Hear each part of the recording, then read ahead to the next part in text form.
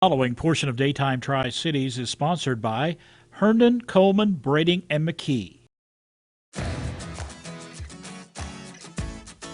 Well, once again this month it is time to Ask the Experts, and this morning we are talking about conservatorship, what it is and what kinds there are. Here with more now is McKenna Cox, partner with Herndon, Coleman, Braiding, and McKee, and it is great to have you on the show. Thank you. It's great to be here. Thanks for having me. Well, we were talking about, it's kind of a buzzword now. It's a little trendy. People are talking about it, I think, more and more with recent news and Britney Spears. And Absolutely. And we're getting a lot of questions about it too, so I'm glad I'm here to talk about it. Conservatorship is such an interesting thing because it gives the courts the ability to appoint someone to help make their decisions, financial decisions, personal decisions, when someone is incapacitated or has a severe disability. And as we're learning more about in the state and nationally about what's best for folks, and maybe not everyone needs a full conservatorship, there are a lot of approaches available to folks to make full decision making, to just do financial decisions, to just helping make healthcare decisions, and there are other options in addition to conservatorships here. And you said Tennessee is really leading the way in this, like really defining and helping. Tennessee has done an amazing job in that we're the only state in the nation right now that has a website and a division of our government dedicated to educating people about decision making. So supported decision making, if you go to tn.gov and search for supported decision making, there are a lot of resources there, videos. There's a place you can call that will give you information about what decision-making supports are available for you in your specific circumstances.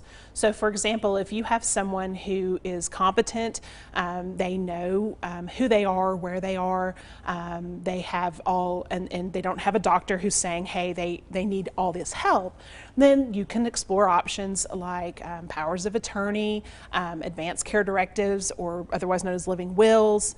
You can do a power of attorney for healthcare and your finances, or just one or the other. And there are lots of supported decision-making options for folks who maybe have intellectual disabilities, who are aging, and the parents can't help them necessarily automatically anymore because they're turning 18 and beyond and becoming adults.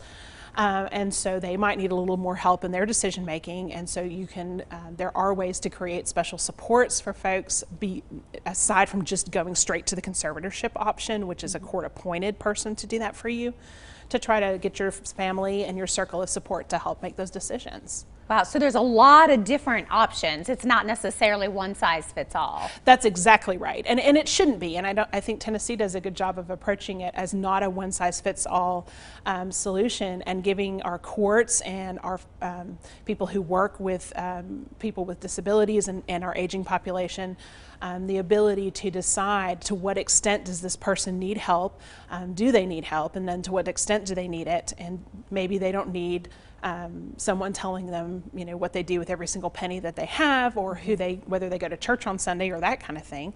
But maybe they need some help deciding, you know, for large purchases, or, you know, maybe they are struggling to understand healthcare decisions. So certainly important topics, big decisions, important to have someone like you kind of walking them through that process. Absolutely. If you do have questions about whether a conservatorship would be appropriate or what kind of decision making you need, please talk to us or to a qualified attorney.